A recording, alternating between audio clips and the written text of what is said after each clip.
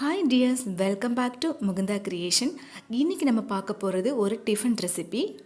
என்ன ரெசிபி பார்க்க போகிறோன்னா, ஃப்ளஃபியான பூரி மாதிரி இருக்கக்கூடிய சாஃப்டான சப்பாத்தி தாங்க பார்க்க போகிறோம்.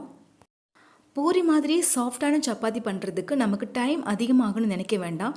ரொம்ப சீக்கிரமாகவே நம்ம ஃபாஸ்ட்டாக பண்ணிடலாம். இந்த சாஃப்டான சப்பாத்தி பண்ணுறதுக்கு நமக்கு நிறைய இன்க்ரீடியன்ட்ஸ் ஆட் பண்ணணும் அவசியம் கிடையாது.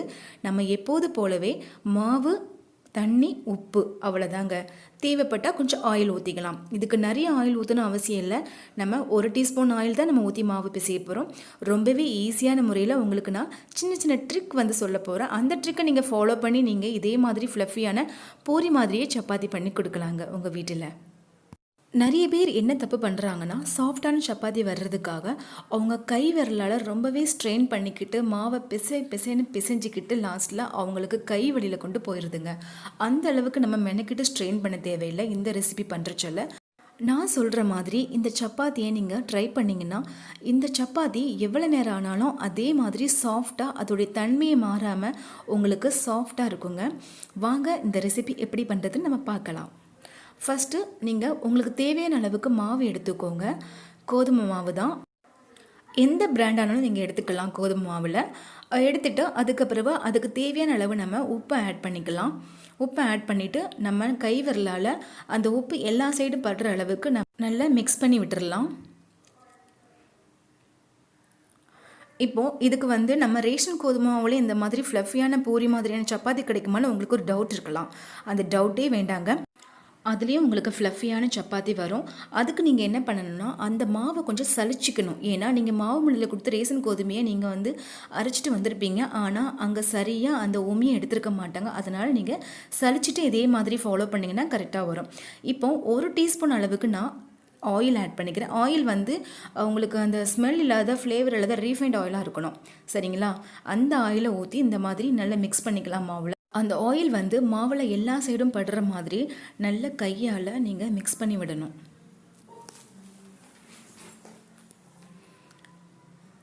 இப்போ அந்த மாவுக்கு தேவையான அளவு நம்ம தண்ணி கொஞ்சம் கொஞ்சமாக தெளித்து நம்ம இதை பிசைஞ்சிக்கலாம். ரொம்ப கஷ்டப்பட்டுலாம் பிசையணும் அவசியம் இல்லை. நான் எப்படி பிசைகிறேன் பாருங்கள். ரொம்பலாம் ரிஸ்க் எடுத்து பிசைய தேவையில்லை. சப்பாத்தி மாவு பிசையும் போது கொஞ்சம் இலக்கமாக தாங்க பிசைஞ்சிக்கணும். ரொம்ப டைட்டாக பிசையக்கூடாது. பூரிக்குன்னா நம்ம டைட்டாக பிசைவோம். சப்பாத்திக்கு கொஞ்சம் இலக்கமாக தான் இருக்கணும். இந்த டிப்ஸ் எல்லாருக்கும் தெரிஞ்சிருக்குன்னு நம்புகிறேன். பாருங்கள், சீக்கிரமாகவே நமக்கு இந்த மாதிரி அழகான ஒரு மாவு கன்சிஸ்டன்சி நமக்கு வந்துருச்சு. இதில் நீங்கள் ரொம்ப நேரம் லைட்டாக நீங்கள் கொஞ்சம் அதுலேருந்து ஒரு 2 செகண்ட் இந்த மாதிரி நீங்கள் உள்ளே அழுத்தம் கொடுக்கணும். ரொம்பலாம் நீங்கள் ஸ்ட்ரெயின் பண்ணணும் இல்லைங்க. லைட்டாக தாங்க நம்மளுடைய பெரு விரலால் இந்த மாதிரி உள்ளே அந்த மாவை தள்ளி விட்டு அழுத்தம் கொடுத்தீங்கன்னா உங்களுக்கு சீக்கிரமாகவே சாஃப்ட்னஸ் வந்துடும். அதுக்கப்புறம் பாருங்கள், இந்த மாதிரி உங்களுக்கு ஒரு சாஃப்ட்னஸ் வந்துடும். இந்த மாவு பிசைகிறதுக்கு ரொம்ப நேரம்லாம் ஆகாதுங்க, சீக்கிரமாகவே முடிஞ்சிடும். இதை ஒரு 10 மினிட்ஸ் மட்டும் ஊற வச்சா போதும். ரொம்ப நேரம் ஊற வைக்க வேண்டாம் மாவை. இப்போது அந்த 10 மினிட்ஸ் ஆயிடுச்சு. அந்த மாவை எடுத்து நான் இந்த மாதிரி இந்த நம்மளுடைய கல் இருக்குல்ல, மாவு நம்ம தேய்க்கிற கல்லில் இந்த மாதிரி ரோல் பண்ணுறேன், உருட்டுறேன். இந்த மாதிரி உருட்டுனா நமக்கு இன்னும் கொஞ்சம் சாஃப்ட் ஆகும். பாருங்கள், இது உங்களுக்கே தெரியுதுல, ரொம்பவே ஈஸியான வேலை தாங்க. இப்போ இதை நம்ம ஃபுல்லாக உருட்ட கஷ்டமாக இருந்துச்சுன்னா அதை நான் பாதியாக ஒரு பேட்சாக எடுத்து நான் உருட்டிக்கிறேன். இந்த மாதிரி உருட்டிகிட்டே நம்ம இருக்கலாம். இப்படி உருட்டிகிட்டு இருக்க போது சீக்கிரமாக நமக்கு ஒரு சாஃப்ட்னஸ் வந்துடும். நீங்கள் மாவு பிசையும் போது சரியாக பிசைலன்னா பரவாயில்லைங்க. இந்த மாதிரி நீங்கள் உருட்டி இதில் அட்ஜஸ்ட் பண்ணி சாஃப்ட்னஸை கொண்டு வந்துடலாம். சரிங்களா? அதனால் நீங்கள் இப்படி உருட்டும் போது உங்களுக்கு சீக்கிரமாக செகண்ட் கணக்கில் இது உங்களுக்கு சீக்கிரம் முடிஞ்சிடும். அதுக்கு பிறகு நம்ம கரெக்டாக அந்த உருண்டை பிடிப்போம்ல, அந்த உருண்டை பிடிக்க பதிலாக இந்த மாதிரி நான் கட் பண்ணிவிட்டு இந்த மாதிரி ஈஸியாக ப்ரெஸ் பண்ணிட்டேன்னா நமக்கு அந்த கரெக்டாக அந்த சர்க்கிளில் அந்த மாதிரி உருண்டையாக நமக்கு வந்துடுது. அடுத்த பேட்ச் மாவையும் இதே மாதிரி கட் பண்ணி நான் எடுத்து வச்சுக்கிறேன் உருண்டைகளாக. பாருங்கள், உருண்டை பண்ணுறதுக்கு ரொம்பவே ஈஸியான முறையில் உருண்டை பண்ணியாச்சு. இப்போ எல்லா உருண்டையும் நம்ம எடுத்துட்டோம். இப்போது ஒரு சின்ன ட்ரிக் நம்ம ஃபாலோ பண்ண போகிறோம். எப்படி அந்த மாவு லேயராக நமக்கு ஃப்ளஃபியாக வருதுன்னா இது ஒரு ரீசன். பாருங்கள், மாவை ஃபஸ்ட்டு நான் என்ன பண்ணியிருக்கேன் பாருங்கள். அந்த உருண்டையை இப்படி உள்ளுக்குள்ளே மாவு அப்படியே உள்ள அப்படி நம்ம அதை என்ன பண்ணுறோன்னா எடுத்து கொஞ்சம் கொஞ்சமாக உள்ளே நம்ம செலுத்துகிறோம். அந்த மாவை எடுத்து உள்ளே தள்ளுறோம். அப்படி தள்ளுற சொல்ல நமக்கு மாவு ஃப்ளஃபியாக பூரி மாதிரி வருங்க. இந்த ட்ரிக் கண்டிப்பாக ஃபாலோ பண்ணுங்கள், உங்களுக்கு ஈஸியாக இருக்கும். இப்போ அவ்வளோதாங்க. டக்குன்னு அந்த ரொட்டேட் பண்ணி ஒரு உருண்டை ஈஸியாக வந்துருச்சா? அதே மாதிரி நான் உங்களுக்கு மறுபடியும் சொல்லி காட்டுறேன். என்ன பண்ணுறேன்னு பாருங்கள். கொஞ்சம் கோதுமை மாவுனா கையில் எடுத்துக்கலாம். உங்களுக்கு பூரி மாவு டைட்டாக இருக்கும், ஆனால் கோதுமை மாவு கொஞ்சம் இலக்கமாக இருக்கும். அதனால் இலக்கத்துக்காக இந்த வரமாவை நம்ம கையில் எடுத்துக்கிட்டோன்னா கொஞ்சம் மாவு நம்ம கையில் ஒட்டாமல் ஈஸியாக வரும்.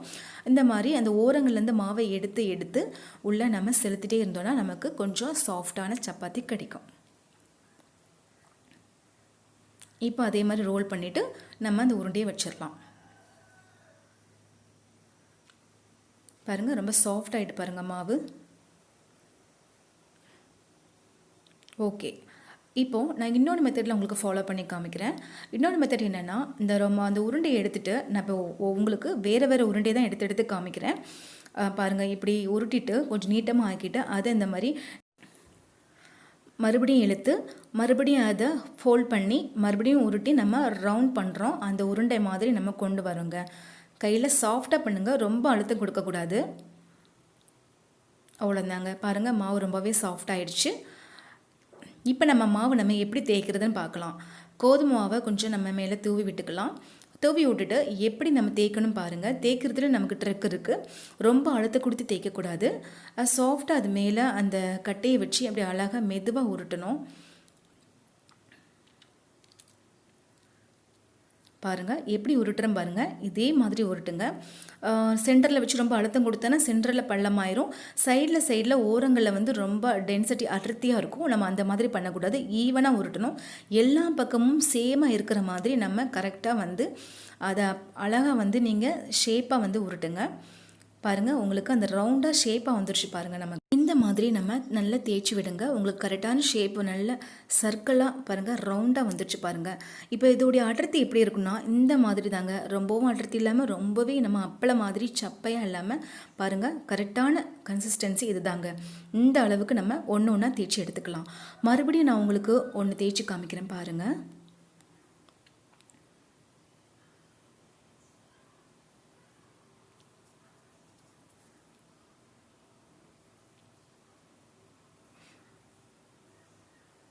அப்படியே சென்டர்லேருந்து நம்ம தேய்ச்சிட்டோம். அப்படியே சைடில் அந்த ஓரங்களை அப்படியே நம்ம மேனேஜ் பண்ணி அதை அட்ஜஸ்ட் பண்ணணும். அந்த மாதிரி தான் தேய்க்கணும். பாருங்கள், ஈஸியாக நமக்கு அது நல்ல மாவு நல்லா விரிஞ்சு கொடுக்கு பாருங்கள்.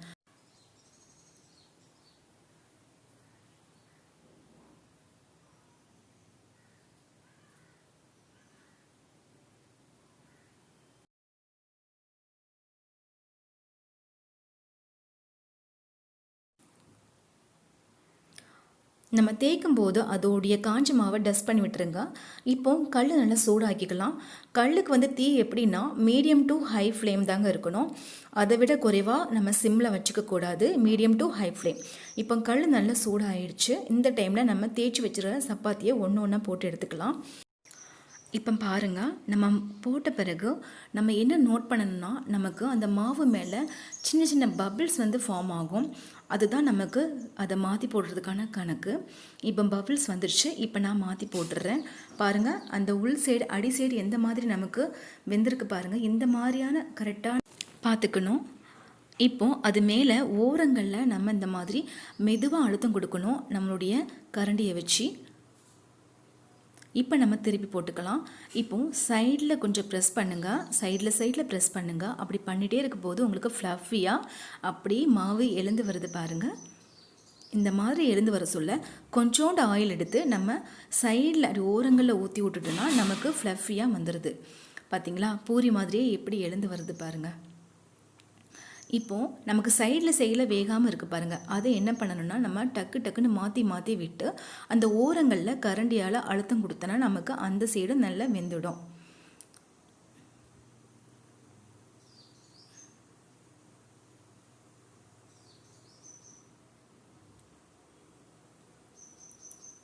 நம்ம தீயை லோ ஃப்ளேமில் வைக்காமல் மீடியம் டு ஹை ஃப்ளேமில் வைக்கிறதுனால நமக்கு சப்பாத்தி கருகி போகிறதுக்கு சான்சஸ் இருக்குது. அதனால் வேகமாக அதை திருப்பி போட்டு நமக்கு ஓரங்களில் வேகிறதுக்காக கரண்டியால் மெதுவாக அழுத்தம் கொடுத்து நம்ம அதை கரெக்டாக மேனேஜ் பண்ணிக்கணும். அப்போ தான் சப்பாத்தியை தீய விடாமல் நம்ம பார்த்துக்க முடியும். இப்போ சப்பாத்தி எடுத்துடலாம். நெக்ஸ்ட்டு இன்னொன்று உங்களுக்கு போட்டு காமிக்கிறேன் பாருங்கள், இப்போ நம்ம போட்டதும் செகண்ட் கணக்கில் நமக்கு அந்த பபிள்ஸ் வந்து ஃபார்ம் ஆகுறத உங்களால் கண்ணால் பார்க்க முடியும் பாருங்கள். குட்டி குட்டி பபிள்ஸ் வந்திருக்கு பாருங்கள். இப்போது பேக் சைடில் ஏன் நான் திருப்பி பார்க்குறேன்னா, உங்களுக்கு அதோடைய கன்சிஸ்டன்சி இந்த பாருங்கள், இந்த அளவுக்கு பேக் ஆகிருக்கணும், இந்த அளவுக்கு வெந்திருக்கான்னு செக் பண்ணுறதுக்காக நம்ம போட்ட உடனே ஒரு செகண்ட் கணக்கு ஆன பிறகு பபிள்ஸ் வந்த பிறகு உள் சைடை கொஞ்சம் திருப்பி பார்த்த பிறகு நமக்கு வெந்திருக்கு, ஓகே, அதை ஐடென்டிஃபை பண்ணுறதுக்காக தான் நான் அதை திருப்பி பார்க்குறேன். இப்போது நம்ம 2 சைடு திருப்பி போட்டாச்சு. இப்போ 3வது டைம் திருப்பி போட்ட பிறகு பாருங்கள், கொஞ்சம் அழுத்தம் கொடுத்தோன்னா நமக்கு ஃப்ளஃபியாக வந்துடுது. கொஞ்சம் ஆயில் வந்து நீங்கள் மேலே துளைக்கக்கூடாது, அப்படி ஓரங்களில் சுற்றி விடணும். எப்பவும் போல் நீங்கள் சப்பாத்திக்கு எவ்வளோ ஆயில் போடுவீங்களோ அதை விட கம்மியாக தாங்க நான் போடுறேன், ரொம்ப அதிகமாகலாம் போடலை. இப்போ நம்ம ஓரங்களில் அழுத்த கொடுத்தோன்னே ஓரங்களே நமக்கு வெந்துருச்சு. இவ்வளோ தாங்க சப்பாத்தி. மறுபடியும் ஒரு சப்பாத்தி போட்டு காமிக்கிறேன் பாருங்கள்.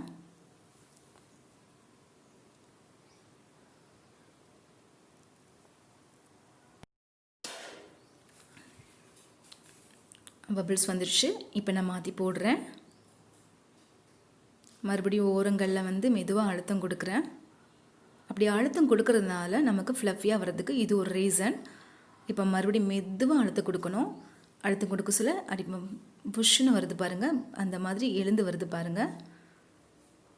இந்த மாதிரி அட்ஜஸ்ட் பண்ணணும். கொஞ்சம் ஆயில் ஊற்றுங்க, அவ்வளோதாங்க. பூரி மாதிரி சப்பாத்தி நம்மளாலையும் பண்ண முடியும்னு உங்கள் வீட்டில் இதே ட்ரிக்கை ஃபாலோ பண்ணி நீங்களும் அசத்தி காட்டுங்க. எல்லோரும் வாயில் வச்ச உடனே கரைஞ்சி போகும் பாருங்கள். அந்த அளவுக்கு உங்களாலையும் சாஃப்டான சப்பாத்தி அசத்தில் செஞ்சு காட்ட முடியும். நீங்கள் வெளியூர் போகிறீங்கன்னா, அதாவது டூர் அந்த மாதிரி நீங்கள் அவுட்டிங் போகிறதா இருந்தால் நீங்கள் இந்த ட்ரிக்கை ஃபாலோ பண்ணி இந்த சப்பாத்தியை நீங்கள் மேக் பண்ணுங்கள். உங்களுக்கு நீண்ட நேரத்துக்கும் அப்படியே சாஃப்டாக இருக்கும். பாருங்கள், சப்பாத்தியை பிரித்து காட்டும்போது எவ்வளோ அழகாக லேயராக வந்து நமக்கு ஓப்பன் ஆகுது பாருங்கள். இப்போது நீங்கள் ஸ்டஃப்டு சப்பாத்தி ரெடி பண்ணுறீங்கன்னா நீங்கள் இந்த ட்ரிக்கை ஃபாலோ பண்ணி சப்பாத்தி ரெடி பண்ணால் உங்களுக்கு ஸ்டஃப்டு சப்பாத்தி ரெடி ஆகிடுங்க. இந்த ரெசிபி உங்களுக்கு ரொம்பவே பிடிச்சிருக்குன்னு நம்புகிறேன். என்னுடைய சேனலை நீங்கள் ஃபஸ்ட் டைம் பார்க்குறதா இருந்தீங்கன்னா ப்ளீஸ் சப்ஸ்கிரைப் பண்ண மறந்துடாதீங்க. ரைட் சைடில் உள்ள பெல் ஐக்கான் பட்டனை கிளிக் பண்ணிவிடுங்க. ஆல் ஆப்ஷன் வரும், அதையும் நீங்கள் கிளிக் பண்ணிட்டீங்கன்னா நான் எப்பப்போ நியூ வீடியோஸ் அப்லோட் பண்ணுறேனோ உங்களுக்கு இமிடியேட்டாக நோட்டிஃபை ஆகும். இந்த வீடியோவை முழுமையாக பார்த்ததுக்கு மிக்க நன்றி.